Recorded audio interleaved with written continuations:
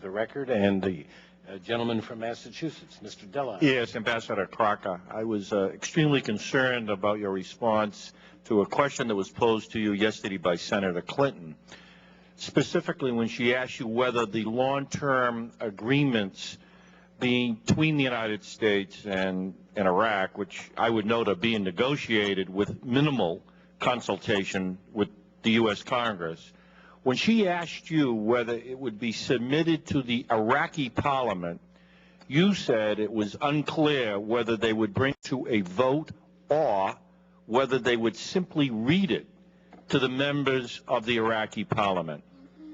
I'm sure you're aware, or maybe you aren't, but the Iraqi government has already committed to bringing this agreement before the Iraqi parliament. This is what the Iraqi foreign minister had to say in a press conference with the Secretary of State, Ms. Rice, on January 18, 2008, and I'm quoting, "The final decision will rest with the representatives of Iraq, the Iraqi Council of Representatives." That's the formal name of their parliament.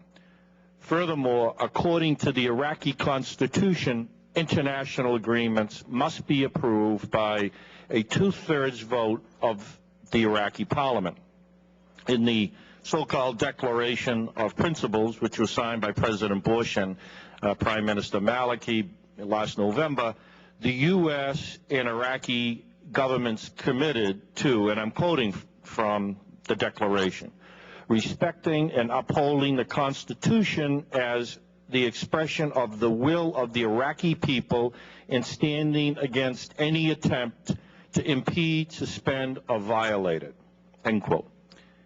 If the Maliki government bypasses the Iraqi parliament and approves this agreement unilaterally, thus violating the Iraqi constitution, will the Bush administration respect the commitment it made in the Declaration of Principles and reject any agreement? Because from this particular perch, our acquiescence in such a clear violation of the Iraq Constitution would further erode our credibility, not just in Iraq, but elsewhere. So if you could give me an answer to that, to pose this question to you.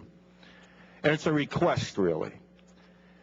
I would like you to convey to the Iraqi Parliament, or Council of Representatives, and the Iraqi executive branch, the so-called Council of Ministers, that should the United Nations mandate be allowed to expire at the end of this year, it's the view of many of us in Congress, with support from constitutional scholars, that the continued use of force in Iraq by armed forces will require authorization by the United States Congress. Now, the administration position is different, but many of us in Congress feel vigorously and profoundly that, as one of my colleagues earlier read, the power and the authority has to come from the U.S. Congress.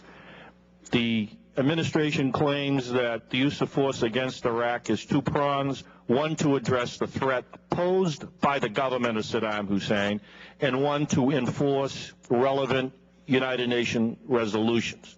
The first prong is gone, and the administration's claim that it continues to be in effect because of an endless threat in Iraq, then the second prong would disappear with the UN mandate. So I'm just simply making a request.